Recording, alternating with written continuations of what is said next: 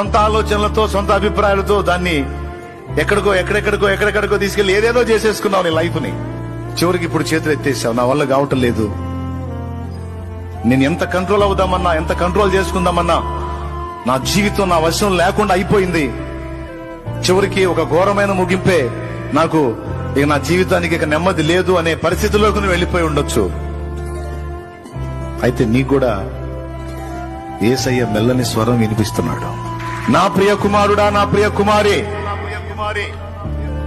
భయపడుతూ. నీ జీవితం నీ చెయ్యి దాటిపోయి ఉండొచ్చు, కానీ నా చెయ్యి అప్పటికీ దాటిపోదు. నీ జీవితం నీ చేతిలో వదిలేసి నా వైపు చూస్తున్నావు కదా, నేను నా కంట్రోల్లో తీసుకున్న నీ లైఫ్ ని.